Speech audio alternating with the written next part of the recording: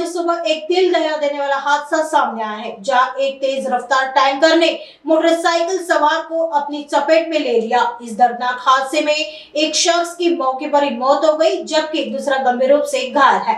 घटना पांचपोली police station के pass की है। मिली जानकारी के अनुसार बाबूलाल भोंडे अपने साथी के साथ मोटरसाइकिल पर सवार होकर काम के लिए टक्कर ग्राम की ओर जा रहे थे। तभी पुल के पास एनएमसी कंपनी के एक टैंकर ने उन्हें टक्कर मार दी।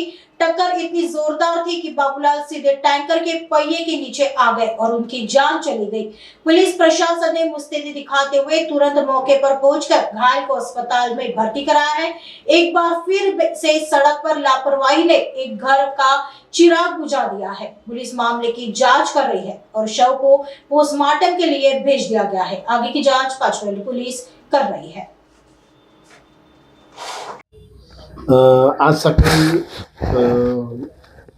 बाबूलाल भोंडे हे आपल्या साथी कामगारासोबत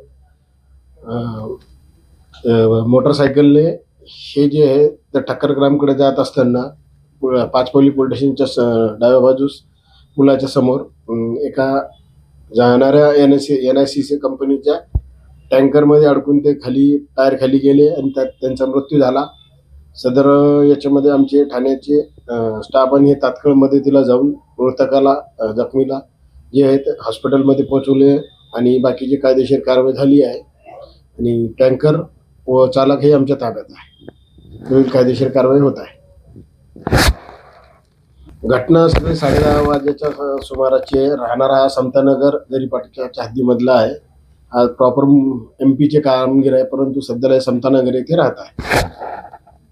बरोबर आहे, ते एकच यायचे आहे, परंतु ते गोळीबार मैदानाकडे कामाला चालले होते आणि हे टँकर इथंच जात होता। दोघं एकाच कंपनीचे।